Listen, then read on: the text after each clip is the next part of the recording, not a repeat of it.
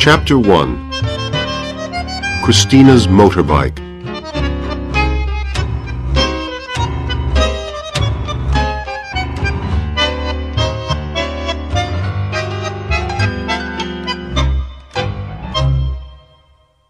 At 11 o'clock one morning, the director of the Museo Nacional de Bellas Artes in Buenos Aires, Leonardo Martinez, asked Christina Rinaldi to come into his office. "I want to talk to you about an important job I'd like you to do, Christina. I think you'll be interested in it." "Of course. What is it?" "A museum in Paris wants to send some Impressionist paintings to Buenos Aires. I spoke to the Paris museum director, Philippe Maudet, this morning, and he's interested in using our museum to show the paintings. It's an important job. Would you like to do it?" "Of course I would. Great! You know I'd love to see Impressionist paintings here in the museum," answered Christina. "Good. I want you to begin work as soon as you can," the director said. "There is a lot you'll need to do." Christina felt good all day. She loved Impressionist paintings. This new exhibition was wonderful. She couldn't wait to begin. After work, Christina got onto her motorbike outside the museum. She was feeling good. She had an important new job. The sun was warm on her back, and it was the start of spring weather in the city of Buenos Aires. Maybe tomorrow she could leave her jacket at home. This year, September was warm, and people were already talking about a hot summer. Christina started her motorbike and felt the warm air on her face as she rode along Avenida del Libertador. She never wore a helmet because she liked the feeling of the wind in her long hair. But her father didn't know that. She remembered his words when he gave her the new motorbike. "Always wear your helmet, Christina, every time you ride." She hoped her father would never see her without it.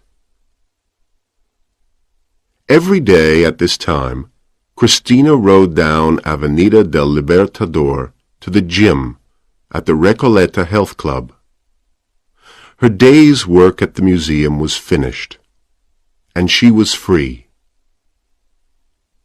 She usually forgot about her work as she rode down the Avenida, but today was a little different. She couldn't stop thinking about her new job.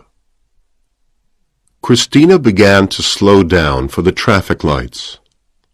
The traffic in the city center was terrible. She didn't work far from the gym, but the road had so many traffic lights. She stopped and looked into the car next to her. She saw two men in the car. She couldn't believe her eyes. One of the men had a gun. Then he looked out of the window at Christina. She looked into his eyes, into his dark brown eyes, and for a moment the man looked back. Then he turned his head, and she saw a tattoo of a flower, a red poppy, on his neck. Then she heard the sound of police cars. The man in the car lifted up his gun. Christina felt afraid. She wanted to go quickly. She tried to start her bike, but she couldn't. Everybody else was moving, but she couldn't. Suddenly, a taxi hit the back of her bike. She fell from the bike onto the front of the taxi, and then down onto the road. Her head hit the road hard. She saw nothing. She felt nothing. She didn't even hear the sound of the ambulance, which took her to hospital. 2 hours later, Christina was lying in bed in hospital, and her parents were waiting outside her room with a policeman. "Where's her helmet?" asked Mr. Rinaldi, Christina's father. "I know she had a helmet. She always wore a helmet." "She didn't come in here with a helmet," the policeman told him. "I can't believe it. She always wore her helmet," Mr. Rinaldi said. "Maybe the helmet fell on the road. Maybe the police left it there," Mrs. Rinaldi said quietly to her husband. "It's okay. I'm sure she's going to be all right." They waited 10 more minutes before the doctor came to see them. "She's lucky," the doctor said. "She's going to be okay. You can see her now, but she doesn't remember anything about the accident." The doctor took them into the room where Christina lay in bed. Christina's mother and father began to cry. "Are you sure she's okay?" they asked. "Can't we take her home now?" "No, it's better if she stays here for a few days," said the doctor. Her mother stood by her bed. "Come back and live with us, Christina," she said. "It's not safe for you in the city. It's not only the traffic. We hear so many terrible things. Please, Christina, your room is there for you. Come back, and we'll look after you at home. You can change your job if it's too far to go." Christina felt angry. She had her own flat in the city center, and her own life. She liked to look after herself.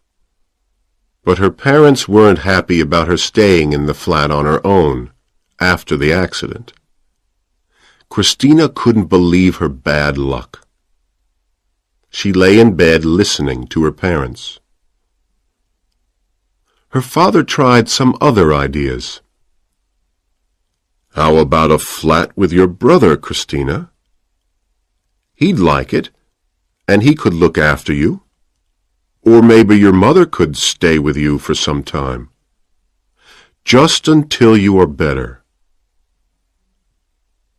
But 2 days later, she went back to her own flat alone. She phoned the museum. "I'm okay.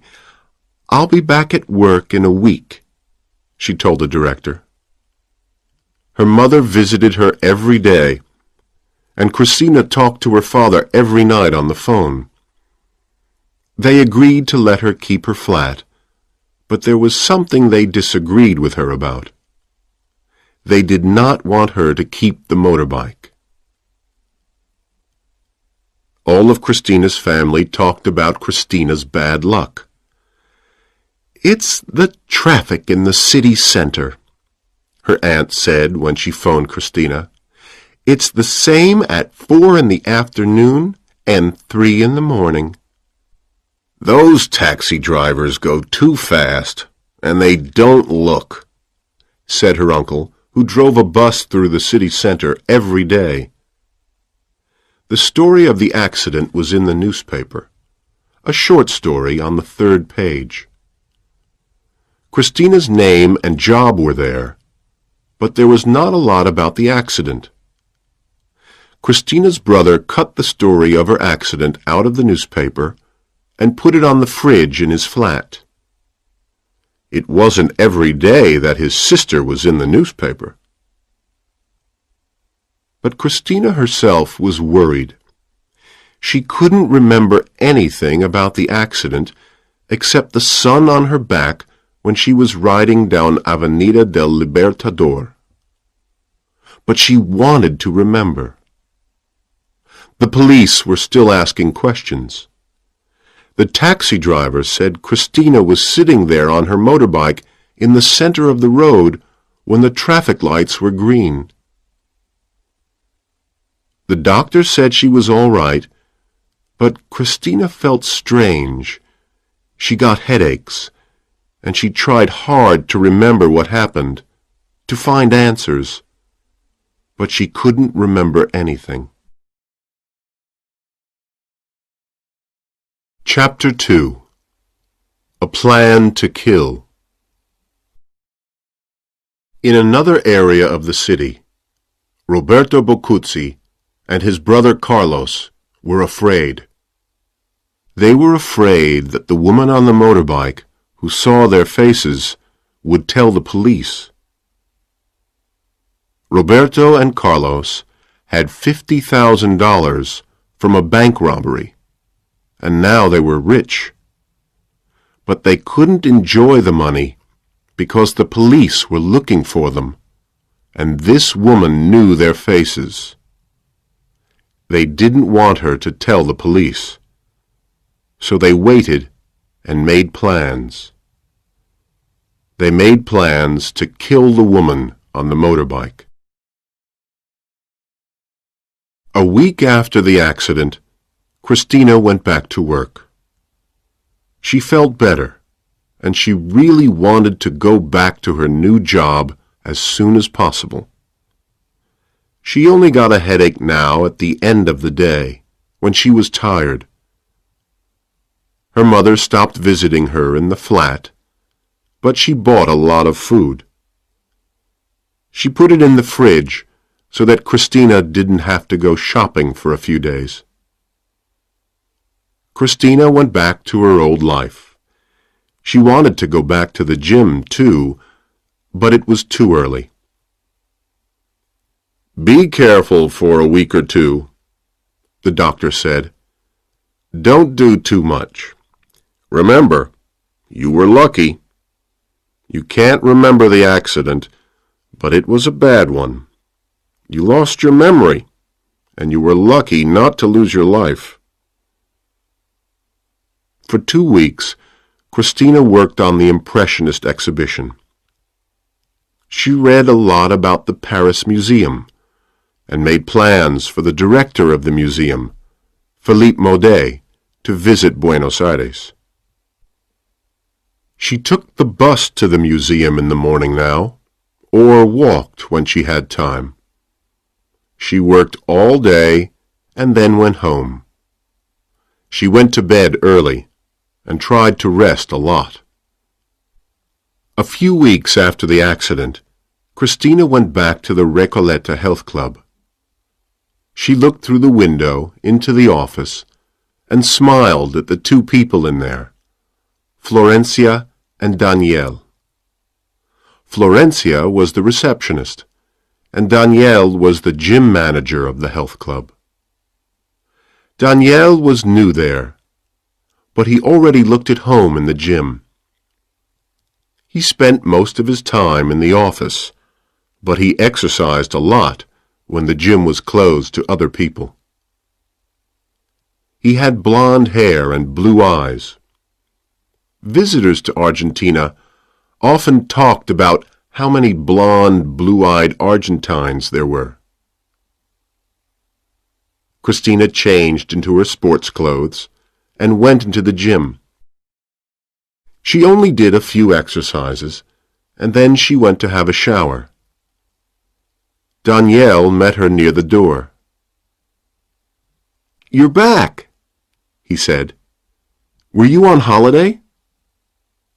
Christina didn't know what to say. She didn't think anybody knew she had been away. "I had a motorbike accident," she answered at last. "I was in hospital for a short time." Danielle looked at her. "Are you okay now?" he asked. "I'm much better, but I only did a few exercises in the gym today. I still have to go slowly," answered Christina. Danielle smiled, and Christina felt better.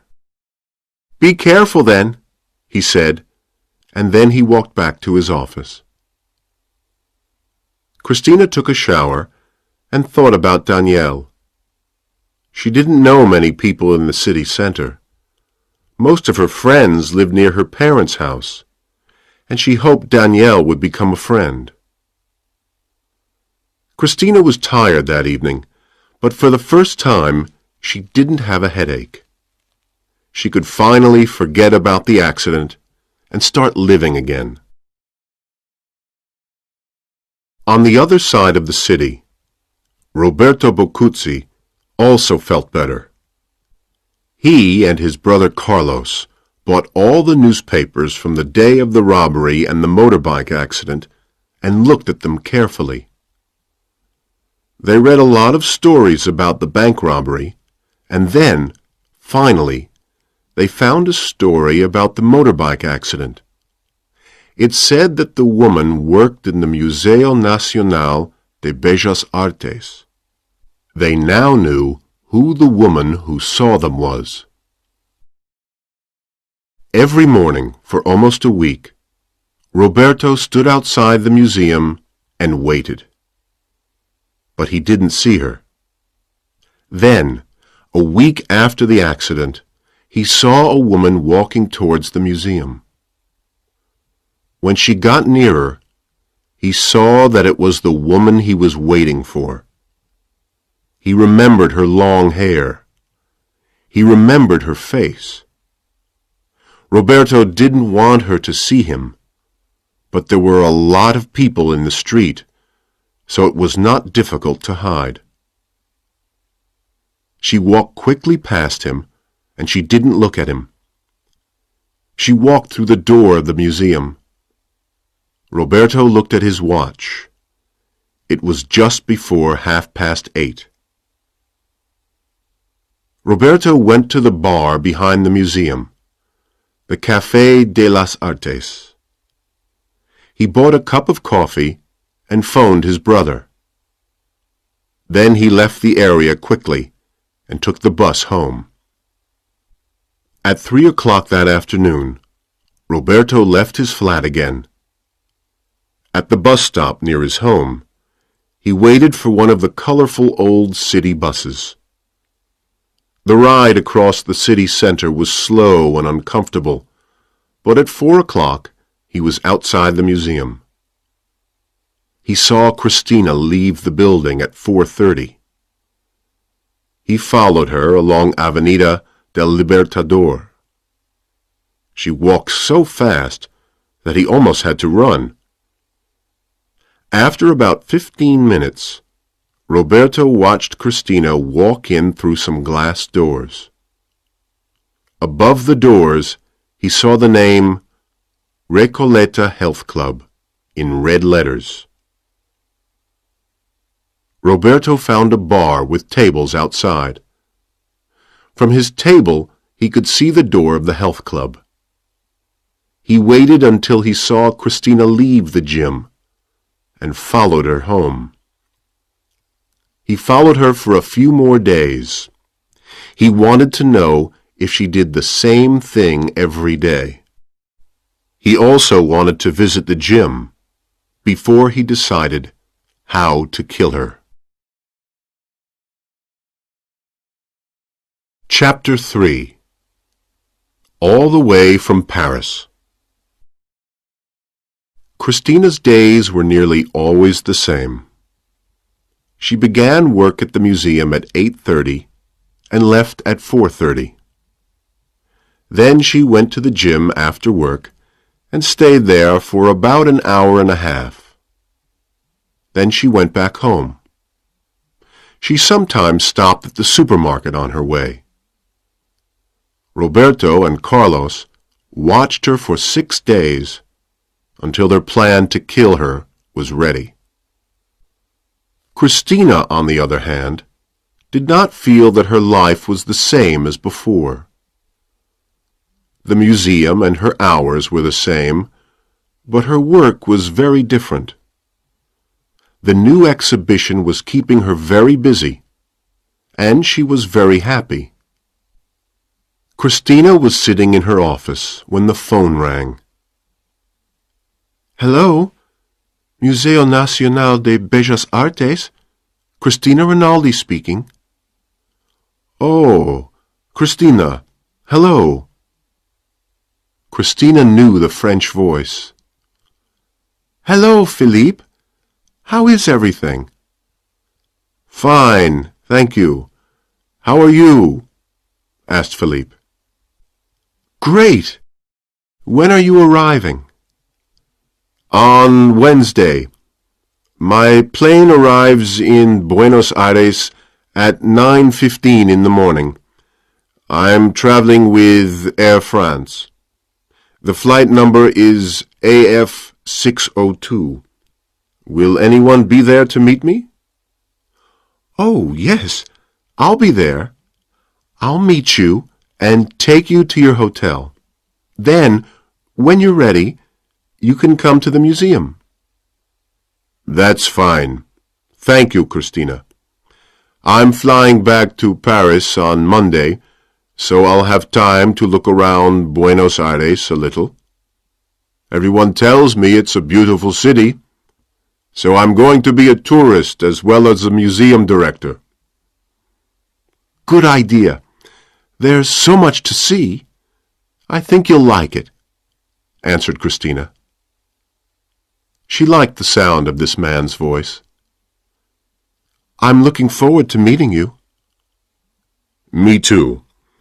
I'll see you at the airport on Wednesday. Have a good flight. Thank you. Goodbye. Christina put the phone down and looked at the picture of the Claude Monet painting she had on the wall in her office. When she was 15 years old, she went to France with her parents and fell in love with that painting with its field of red poppies.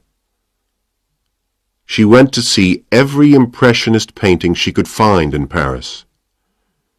She spent hours in the museums and didn't want to leave Paris. Her parents understood then that she was serious about studying art at university.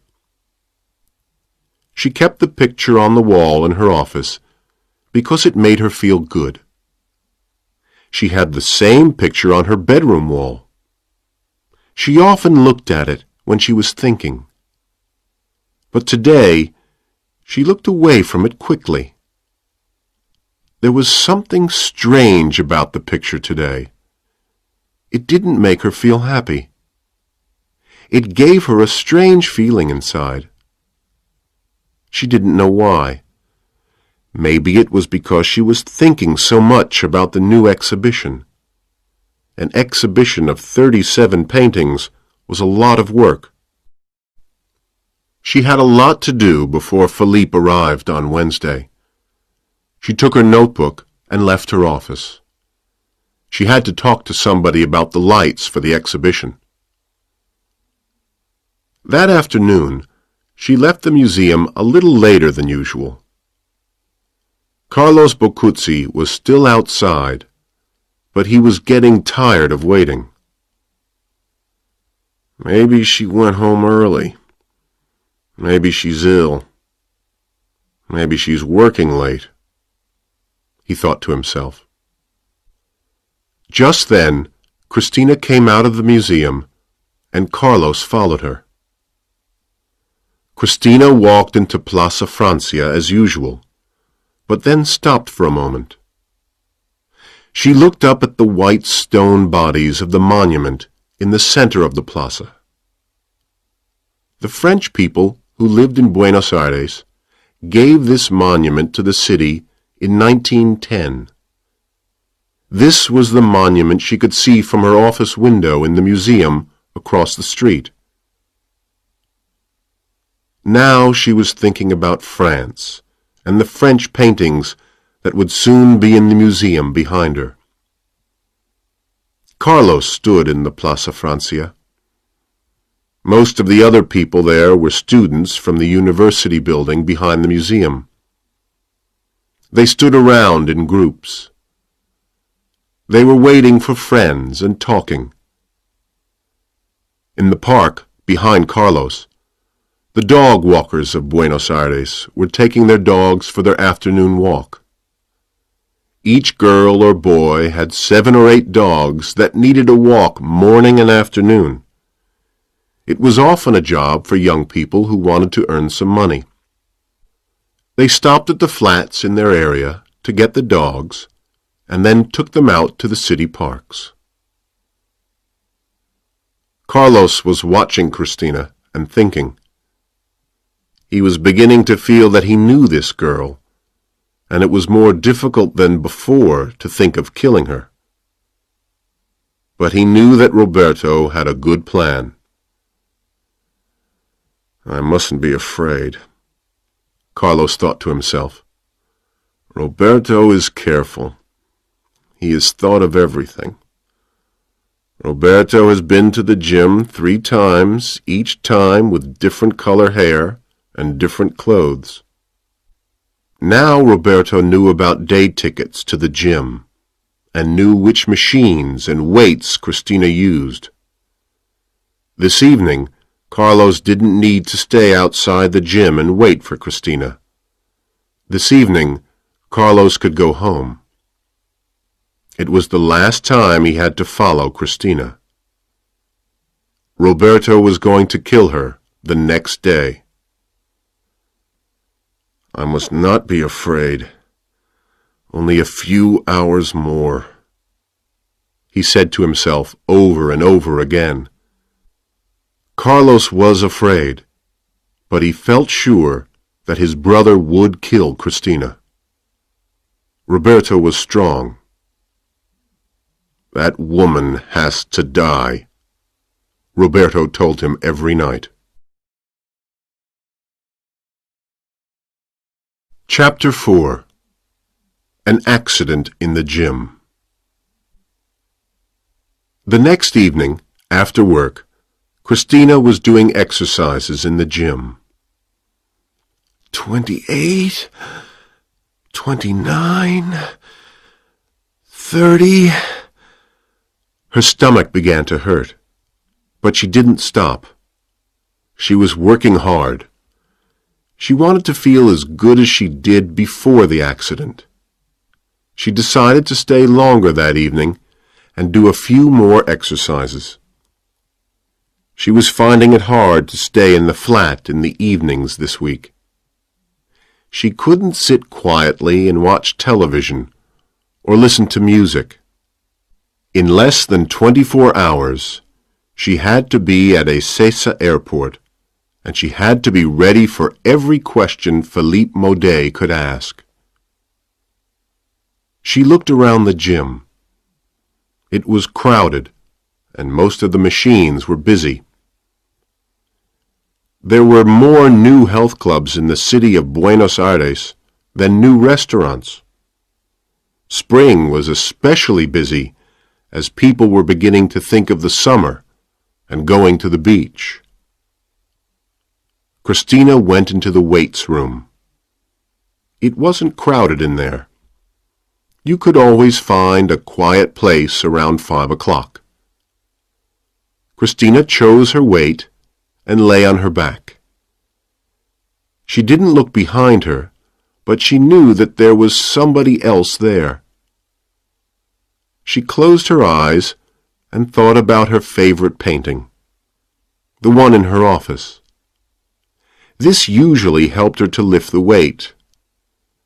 She thought about that field of red flowers, but once again, the picture in her head of the painting gave her a strange feeling. The red flowers made her feel afraid. She decided to think about home. That was better. After a few minutes, she was ready to lift the heavy weight above her head. Daniel, the gym manager, sat in his office looking out of the door towards the busy gym. He was thinking about Christina. She was the kind of person he liked, and he felt they could be friends. Daniel had a girlfriend in his home city of Rosario, and he was finding life very quiet without her. He had a cousin in Buenos Aires, and sometimes they went out for a pizza together, and then went dancing on Friday or Saturday evenings. But Daniel wanted to find some friends of his own and start to build a life in the city center. Christina was the first person he wanted to make friends with. He wanted to ask her to go out for a pizza that weekend. Suddenly, Daniel heard a shout. He got up quickly and ran out of his office.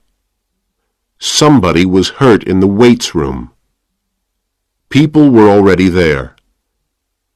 Daniel looked down and saw the long black hair of the girl on the floor. It was Christina. "Are you okay?" Daniel asked. "I'll call an ambulance." She wanted to get up. Her arm was hurt, but she didn't want to stay on the floor. She got up slowly and moved away from the people. "I'm okay," she said to Daniel. "I don't need anything. It's just my arm." Daniel took her slowly to his office and gave her a chair.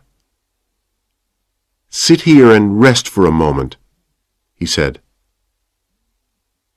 After a short time, Christina looked a little better. "I feel much better. I don't need an ambulance." "Are you sure?" "I just want to go home," Christina said. "Okay, but could you tell me what happened?" Danielle said. "It's important that I know." "I'm not really sure," Christina said quietly. "I think the weight fell, but I moved just in time. It hit my arm. Maybe it was too heavy for me." "Accidents do happen sometimes," Danielle said. "The important thing is that you're all right." Danielle then went to look around the weights room. He looked at the heavy weight on the floor. "Christina must be strong," he thought. He went back to his office. He wasn't sure that Christina was telling him everything about the accident. Her face was very white, and she looked afraid. "Are you sure the weight fell?" he asked. "No, it didn't," Christina said quietly. "Somebody pushed the weight. I saw it and moved just in time." Could it be true that somebody wanted to hurt her? Daniel thought. He wanted to find out who was in the gym that evening. Everybody who came to the gym showed their health club card to the receptionist, and the number went into the computer. He could look at the computer and see who came in that day. He could also see how many day tickets were bought that morning. But he couldn't know who bought the day tickets. First, he needed to help Christina home. "Can I give you a ride home in my car?" he asked. "No, thank you. I prefer to walk. The air will be good for me," Christina answered. Then she stood up. She didn't feel well. "Maybe that ride is a good idea," she said.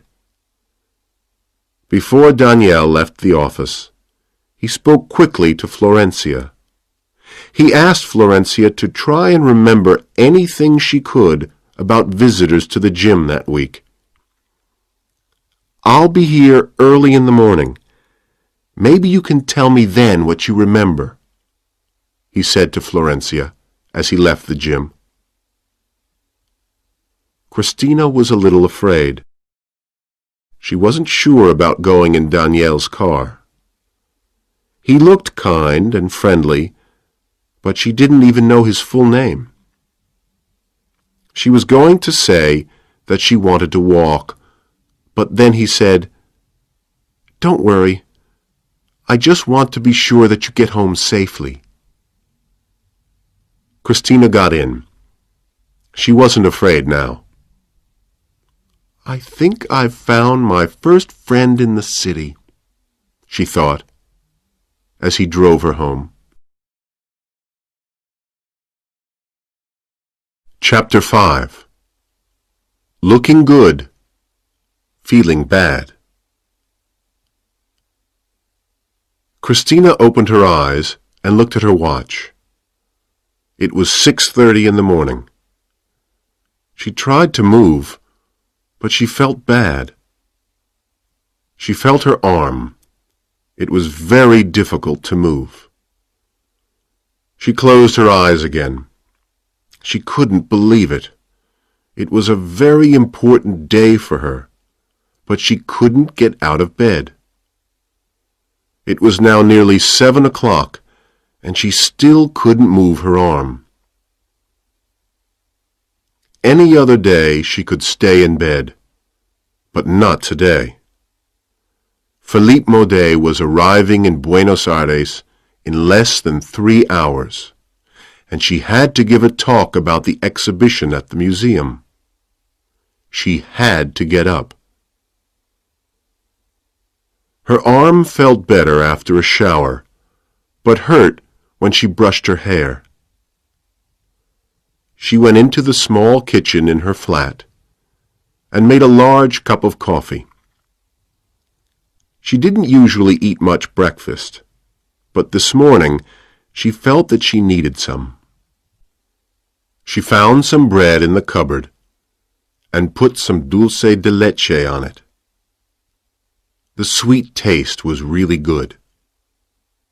She walked back into her bedroom. She was trying not to think about the accident, but she couldn't stop. She looked at the clock and saw that it was time to get dressed. She didn't feel good, but she wanted to look good. She tried on a short black skirt. It didn't feel comfortable. She usually wore that skirt to go out with her parents, and it didn't feel right today.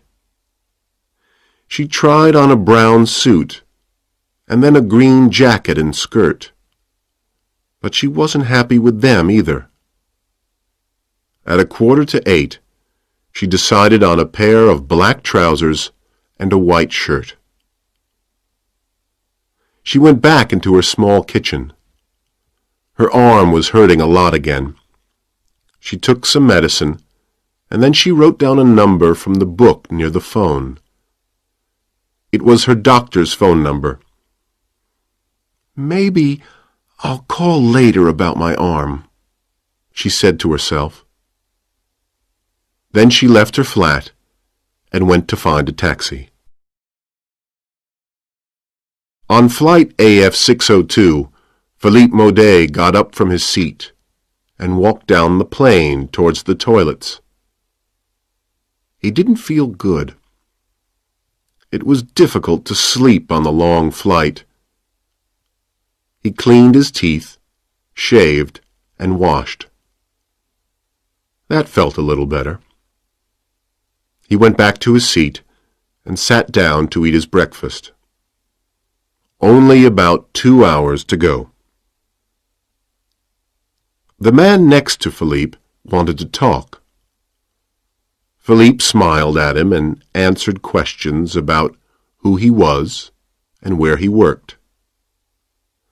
The man was a porteño.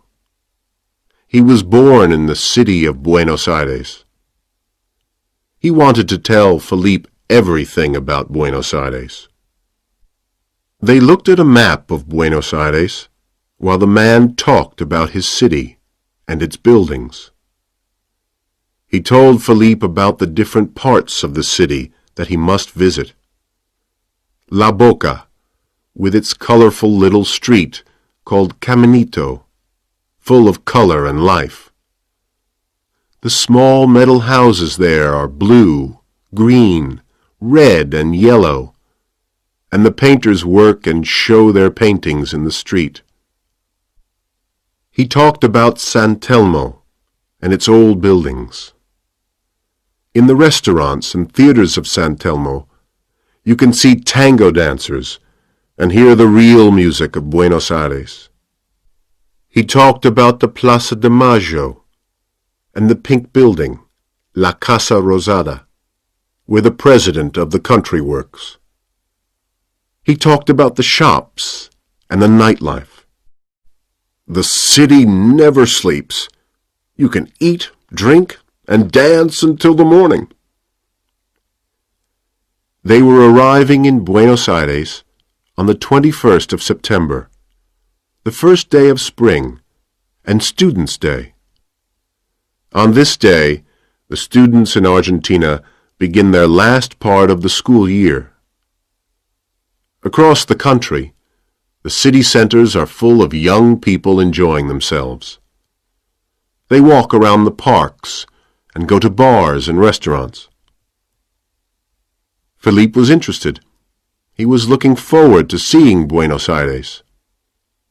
People called it the Paris of South America, and he was sure that he was going to like it.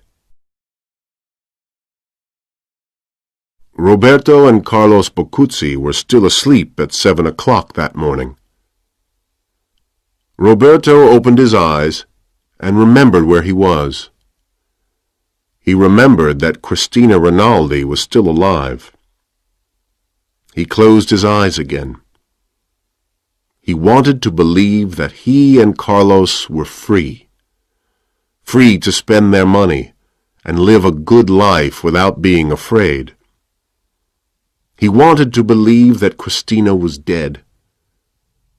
But he remembered every moment of the evening before in the gym. He was using one of the weights in the weights room. Christina was there in front of him, ready to lift a heavy weight. She was wearing gray shorts and a white t-shirt. She was slim and pretty. He could see her long, dark hair around her head. Her eyes were closed. When she started to lift the weight, he moved nearer to her. When the weight was right above her head, he ran forward and pushed the weight down hard. She opened her eyes and looked at him. She saw the weight falling and moved just in time. The weight hit the floor. Then she shouted, and people from the other room ran to her. Roberto left quickly and quietly. He remembered it all. He knew that she was still alive. He got out of bed and walked into his brother's room. He wanted to talk. They needed a new plan. Chapter 6. Meeting Someone Special. Christina got into a taxi at 8 o'clock. It was only about 35 kilometers to the airport, but she knew there would be a lot of traffic. She sat in the back of the taxi, and she thought about Philippe Maudet. What did he look like? She knew his voice well, but she didn't know much else about him. In her bag, she had a large piece of paper with P. Maudet written on it. She thought she would need it if the airport was very crowded. She arrived at the airport early, but she saw that the plane was also early. Philippe could be there at any moment. She found a good place to stand, and she held the paper up in her hand. She watched and waited. After a few minutes, a man stopped in front of her and said, "Christina, thank you for coming. I'm very happy to meet you. The first thing she saw were two very dark brown eyes smiling at her. Christina smiled at the young Frenchman standing in front of her. She shook the man's hand. "How was your flight, Philippe? I'm sure you must be tired. We'll go to the hotel, and you can rest before we go to the museum," she said. No, that's not necessary," replied Philippe. "I'm fine, and I want to see the museum. Let's go straight there. I'd just like a cup of coffee, and then I'll be ready for work." There was a good coffee shop near the museum. They could get out of the taxi in Plaza Francia, thought Christina, drink some coffee, and then go into the museum. Christina liked Philippe. He seemed the kind of person she could enjoy spending time with. She had the feeling the day was going to be all right. The taxi driver was waiting outside the airport building. The driver smiled at Christina and put Philippe's small suitcase in the back of the taxi. Christina and Philippe got in. The sun was just getting warm as the taxi turned into the Avenida del Libertador. Christina could see Plaza Francia in front of them. She asked the taxi driver to stop. She then paid him while Philippe took his bag out of the taxi and found a table outside in the sun. He sat down and put on his sunglasses. He looked at all the young people around. He could see they were students and remembered that it was Students' Day. Christina turned around and looked at the good-looking man waiting for her at the table. She sat down, and the waiter came to take their order. At 10:15, they were sitting with coffee and churros. They talked for some time about their lives and their work, and their love of Impressionist paintings. Christina and Philippe spent the day in meetings with the museum director, Leonardo Martinez, and other people who worked at the museum. It didn't open to the public until 12:30, so they could have meetings and look around the museum easily. Just before she had to give her talk, Christina ran to the toilets and took some medicine. Her arm was beginning to hurt badly, but she soon forgot about it, and she talked about the exhibition. She felt that Philippe was happy, but she couldn't talk to him very much at lunch. They walked to a restaurant, Campos del Pilar, near the museum, with everybody from the meeting. They chose Argentine beef and watched while it cooked on the fire in the center of the restaurant. Christina was at the opposite end of the table to Philippe. She watched him talking and laughing with everybody. She could see that everybody liked him. She liked him too. After the afternoon meeting, Philippe and Christina were ready to leave the museum. Christina was really very tired, but she wanted to look after Philippe during his stay in Buenos Aires. "How about dinner?"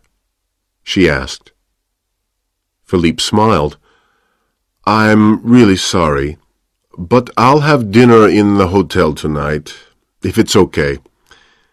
I'm so tired. I think I'll try and get some sleep. Can we go out tomorrow evening?" "Of course," Christina said. "I'll take you to the hotel now. We have a busy day tomorrow." "Thanks," Philippe replied. "Maybe after tomorrow's meeting, you can show me around your city a little. I'm looking forward to seeing it." Christina took Philippe to his hotel in a taxi. "See you tomorrow. I hope you sleep well, she said. She watched him walk through the front doors of the Sheraton Hotel.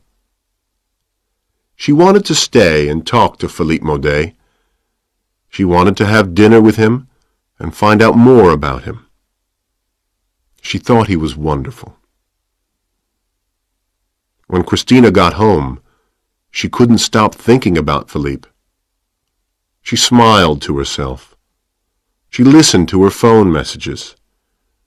There were 2 from Danielle. He wanted to know how she was feeling, and he wanted to talk to her about the accident. Danielle is a nice man, she thought, and she felt happy. She tried to forget about her arm, but it was hurting badly again. She took some more medicine and sat on her bed. She looked up at the picture of red poppies in Monet's painting on the wall of her bedroom. The picture made her feel strange again. There was something wrong, but she didn't know what it was. She lay in bed for a long time before she fell asleep. There were 2 other people who couldn't sleep that night, Roberto and Carlos. They were talking. Roberto was angry with himself, but Carlos understood. I couldn't kill her myself, he said. It's easy to talk about killing. It's a different thing to do it. We must make a new plan. A plan that's not so difficult. A plan where we don't have to go too near her ourselves. But I almost did it, Roberto said. He couldn't understand why he hadn't pushed the weight down harder. He had stopped for 1 second. In that second, Christina had moved away from the falling weight.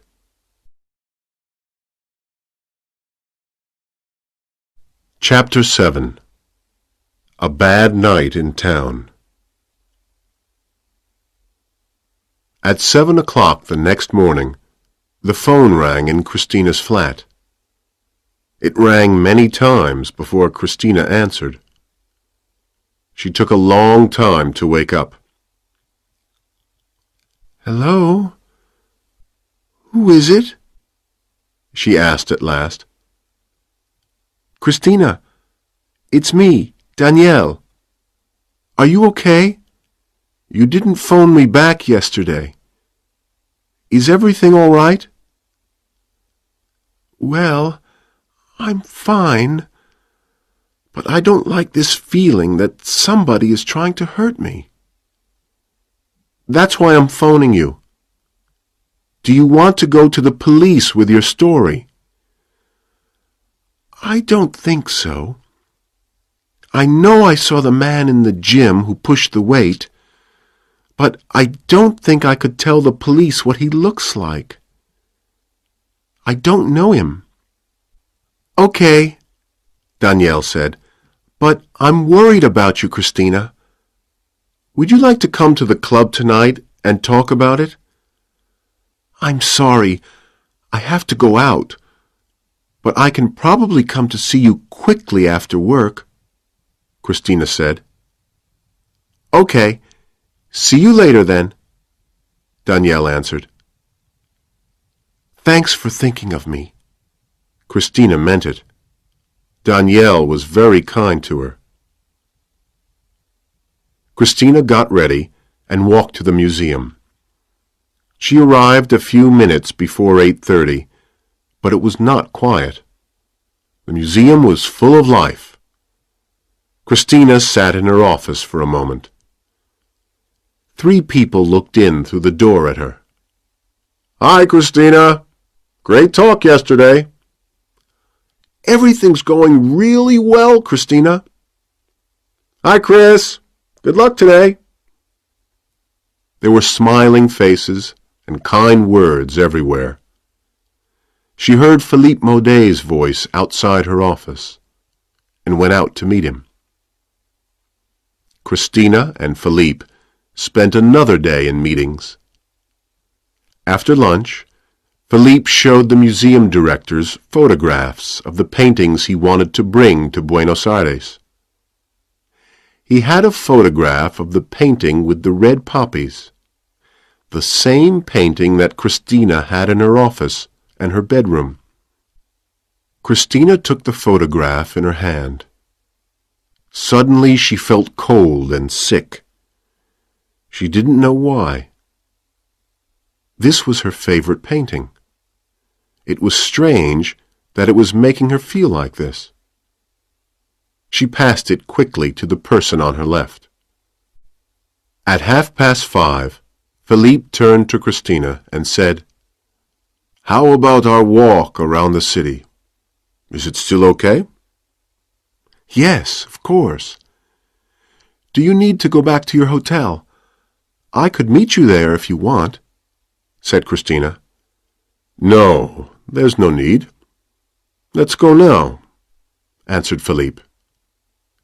He took his jacket and followed Christina out of her office. The two of them left the museum and walked down Avenida del Libertador.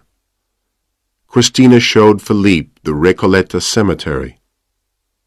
She told him the story of General San Martin, who was the Libertador, the man who made Argentina free. "And there, above the buildings and the trees, you can see the top of the English Tower," Christina said. "It's the same as Big Ben in London.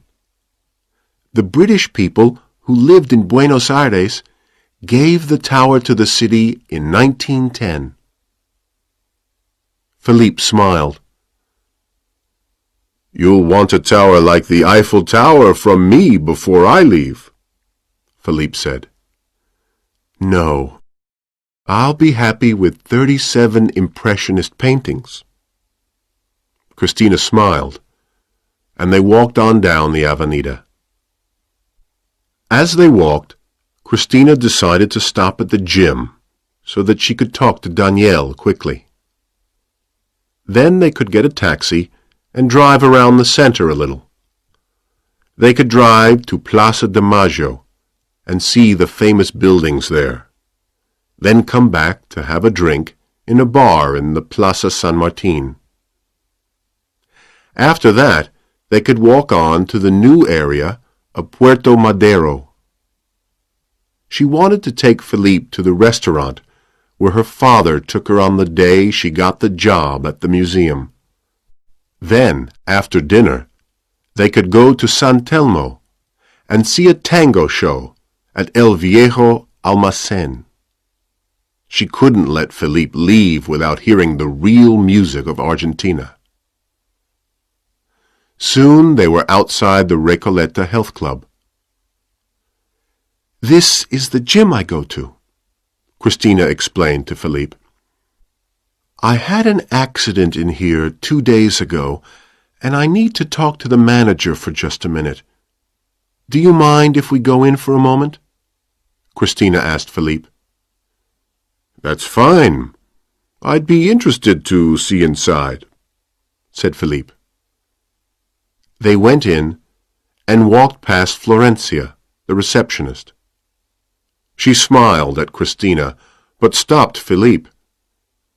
"Excuse me," she said. "I need to see your club card, if you don't mind."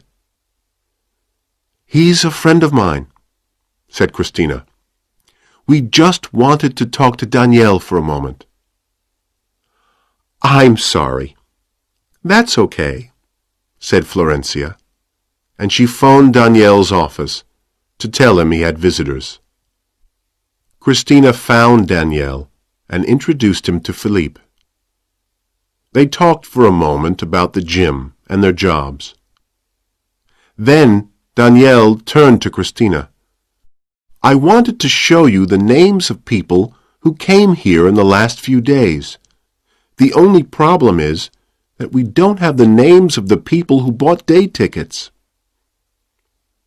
Christina looked at the names, but there was nobody she knew. "I'm sure I don't know the man," she said.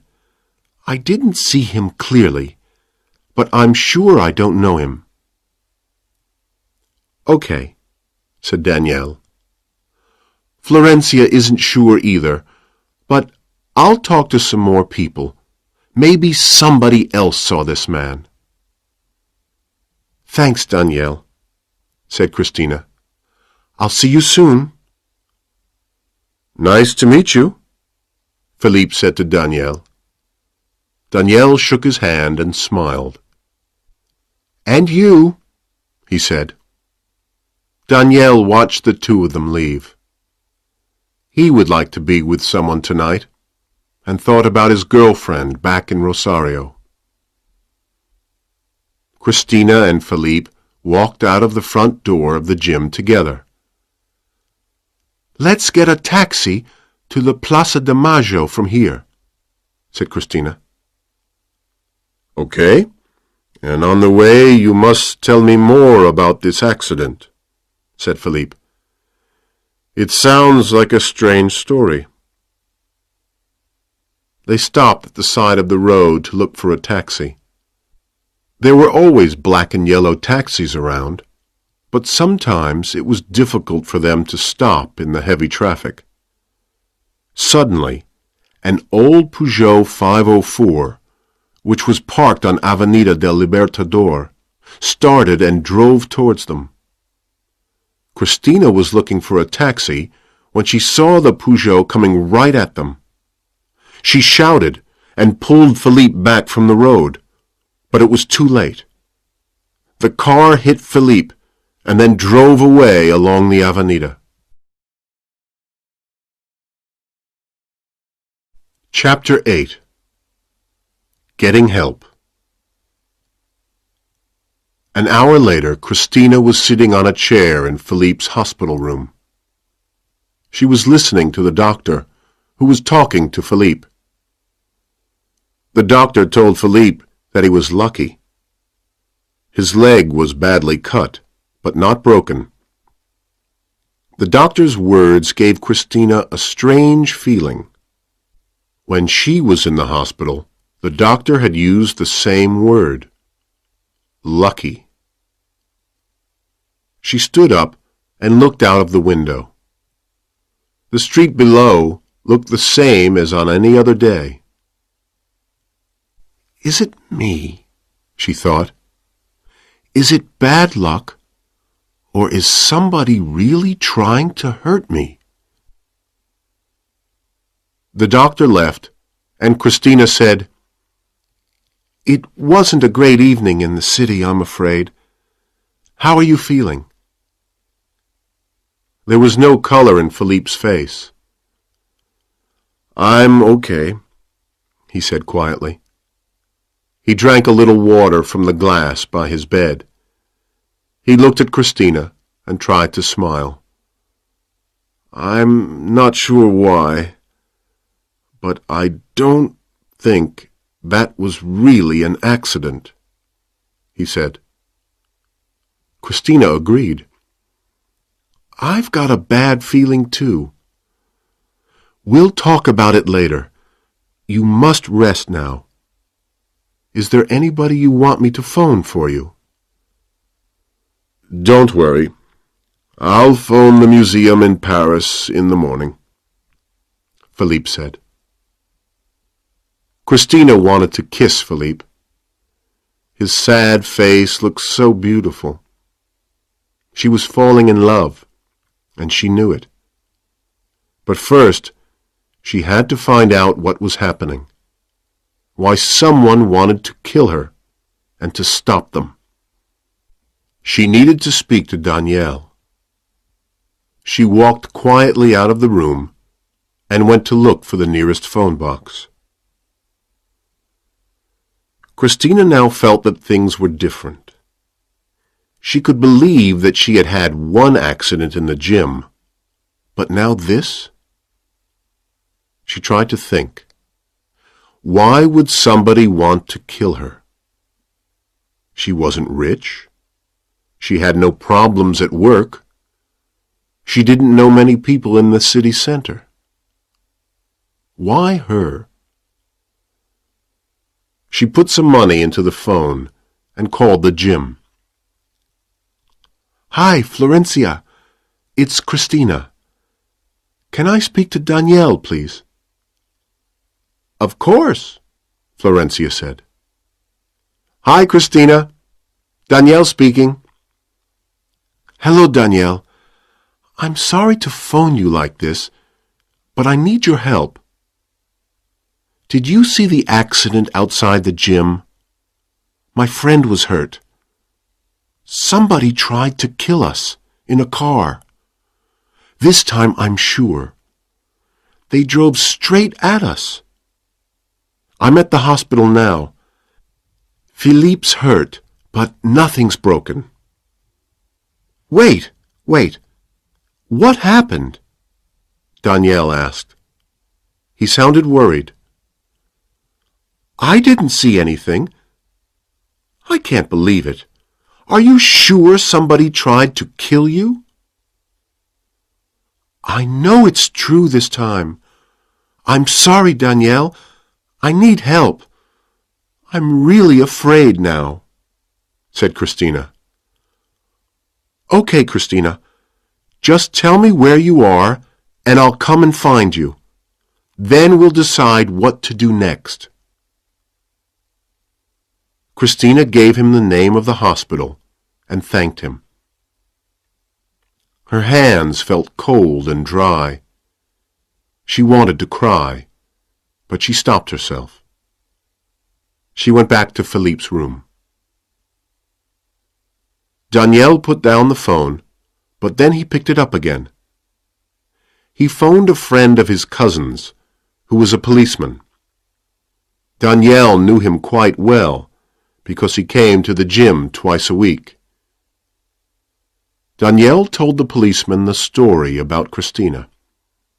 He then told him that he was now going to get Christina from the hospital and take her to the police station. The policeman thought for a moment and then asked him to change his plans. He told Danielle to take Christina home. He believed that the man who wanted to kill her could try to follow her. Danielle agreed. He left his office and drove to the hospital. In the hospital car park, Roberto and Carlos were sitting in a car talking. They knew that Christina was in the hospital. They had followed the ambulance there and seen her get out with the man who hurt his leg. "This time we'll get her," Roberto said.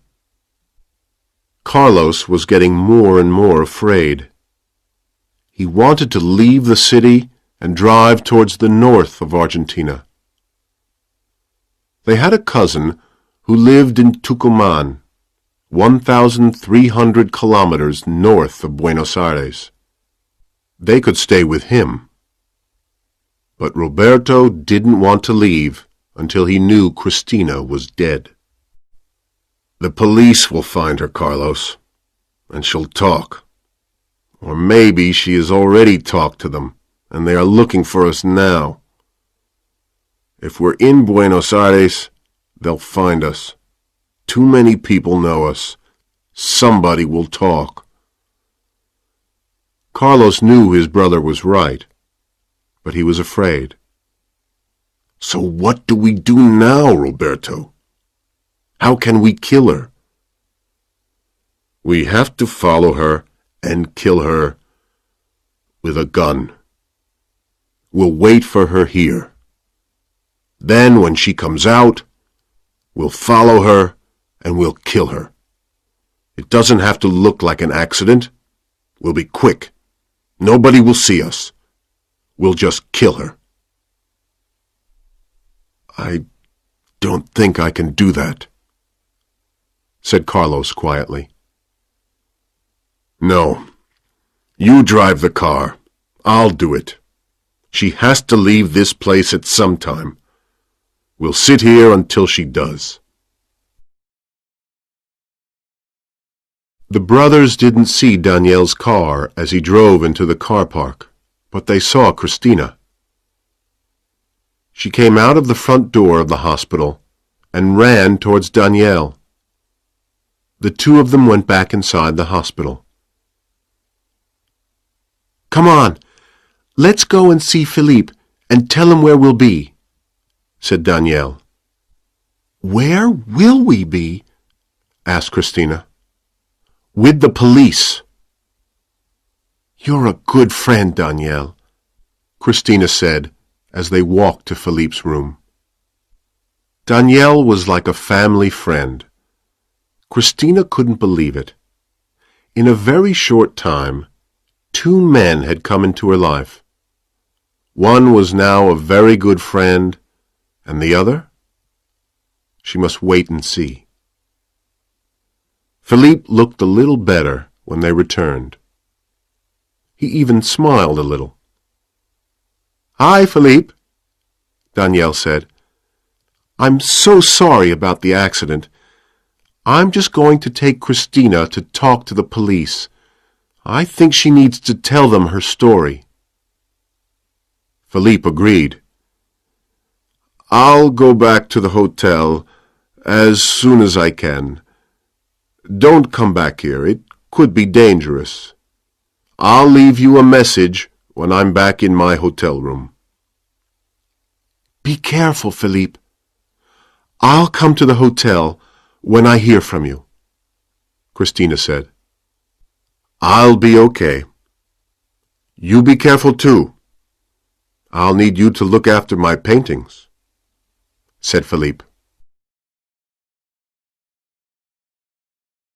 Chapter 9.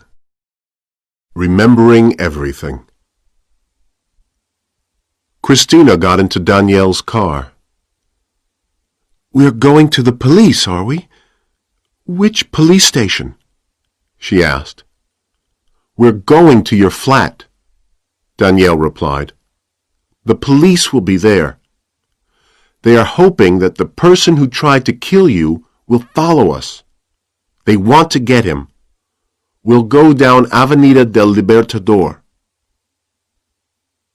Danielle drove the car out of the hospital car park, but he didn't see the blue Peugeot leave the car park behind them. Danielle turned into Avenida del Libertador.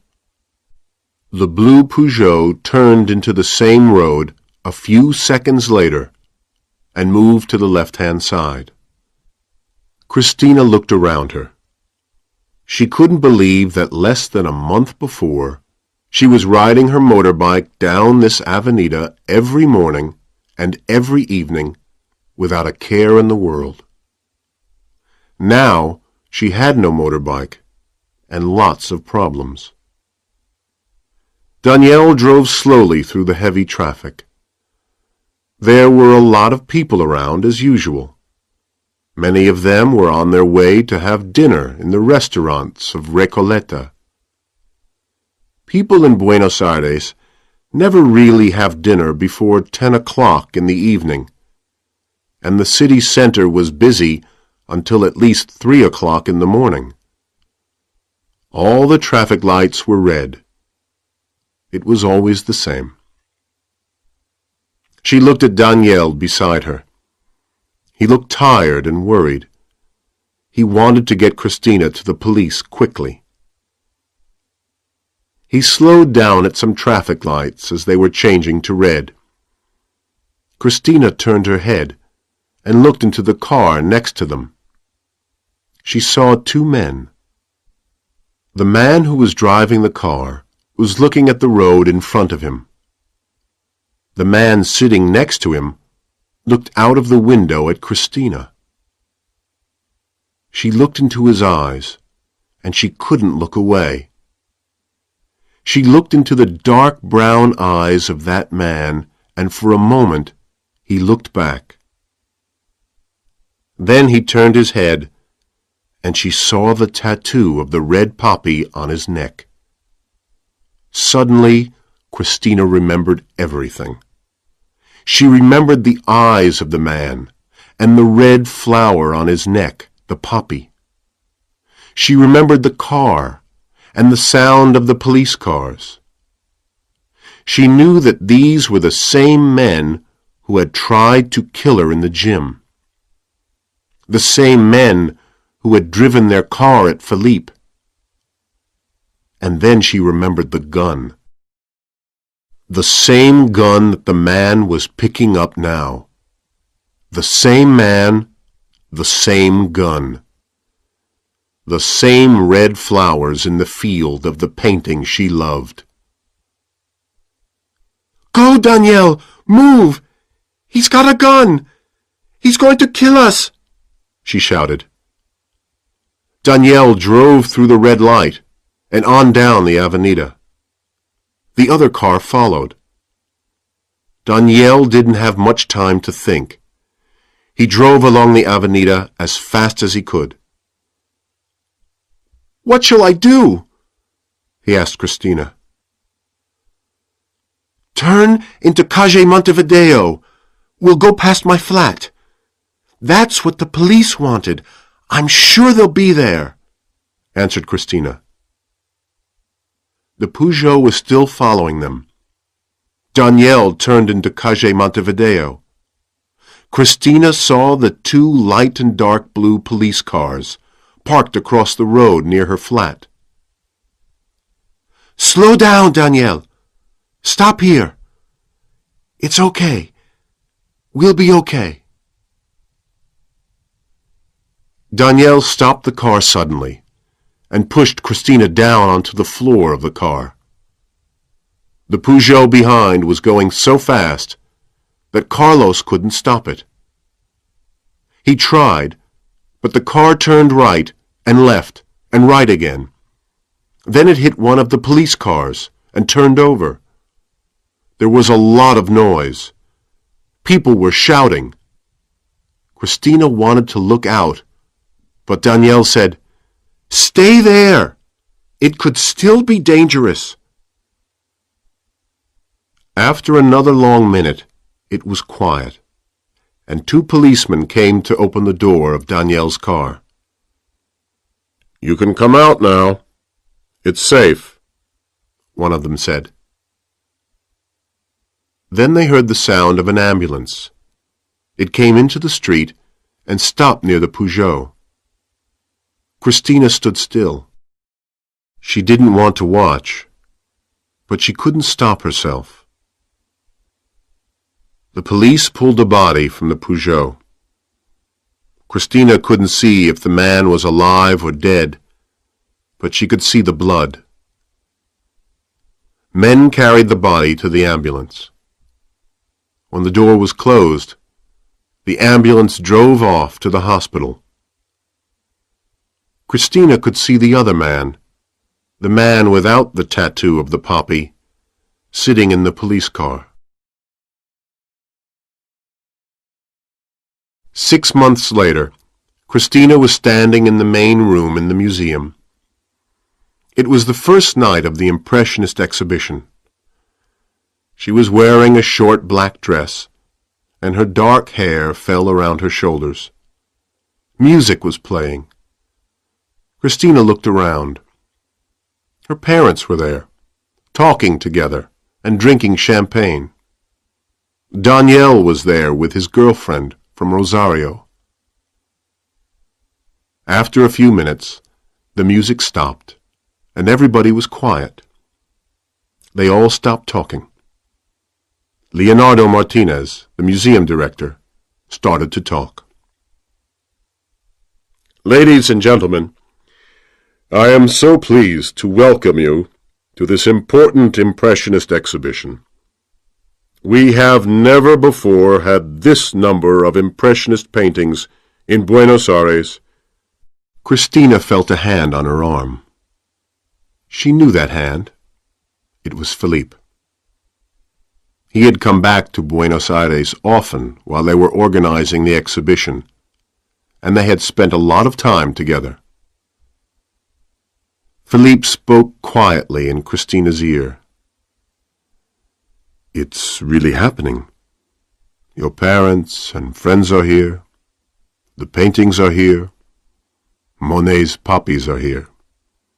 And we're here together to see them too." I know. It's wonderful.